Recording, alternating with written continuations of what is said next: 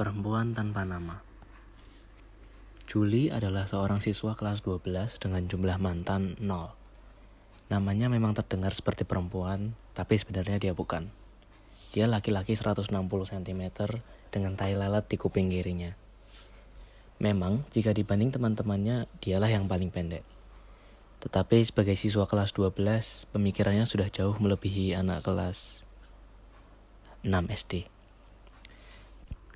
Julie memang anak yang rajin, hanya saja dia hanya rajin ketika ada ujian. Dia pernah belajar semalaman untuk ujian kimianya, sampai-sampai dia lupa menyetel alarm dan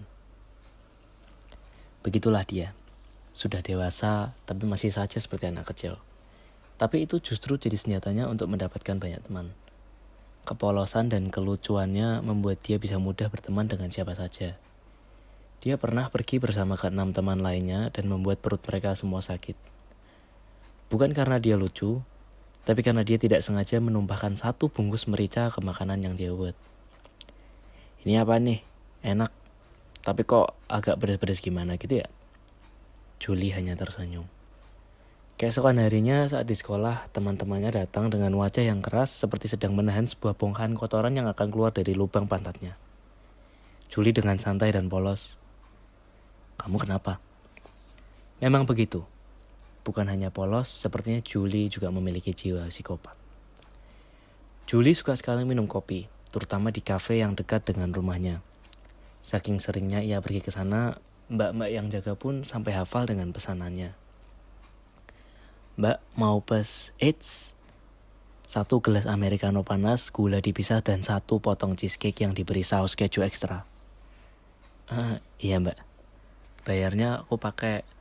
Pembayarnya pakai QRIS ya mas, terus notanya dibuang aja. Iya mbak, bener. Julie memiliki kehidupan yang monoton, seakan yang ia lihat hanya warna hitam pekat, seperti secangkir kopi yang ia selalu minum. Rutinitas yang ia lakukan juga tidak pernah berubah, selalu itu dan itu. Suatu hari saat pergi ke kafe, ia melihat tempat duduk yang biasanya ia tempati dipakai oleh seorang wanita. Julie sempat bertatap-tatapan dengan perempuan itu, meski hanya sekilas, tapi parasnya yang cantik dan kacamata bulatnya membuat Julie tersenyum. Julie lalu pergi ke kasir tempat biasanya ia memesan minuman.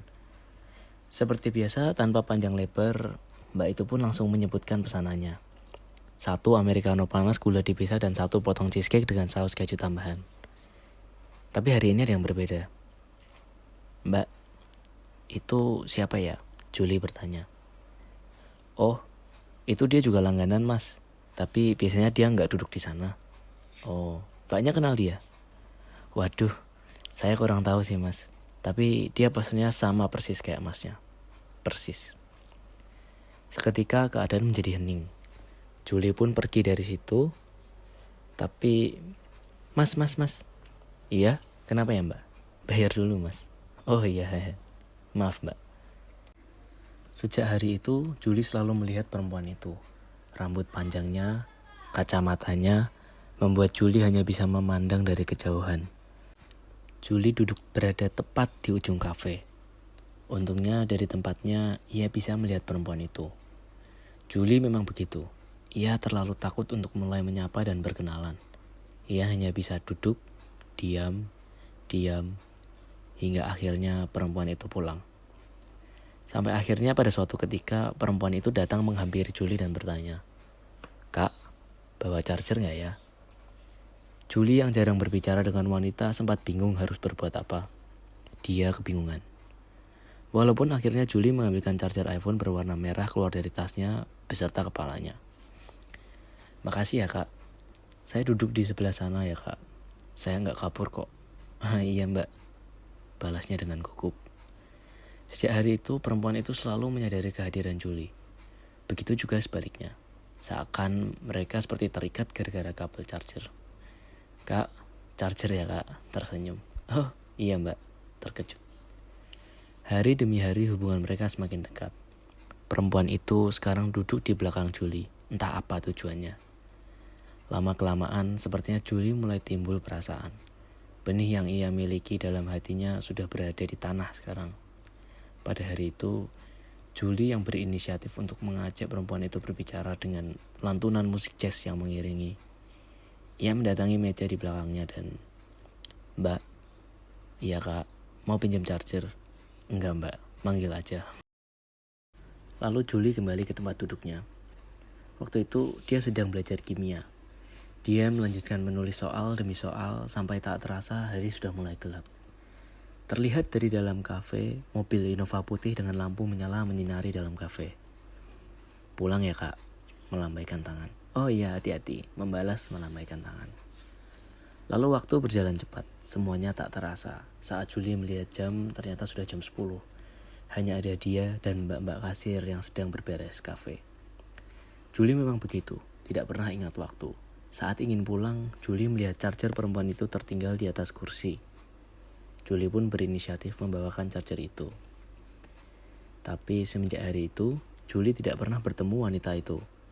Hari demi hari ia menunggu dan menunggu. Awalnya Julie sempat memiliki pikiran yang negatif, tapi pikiran itu hanya lewat saja. Sampai suatu saat, "Mas, mbaknya itu biasanya kemana?" Mbak kasir bertanya.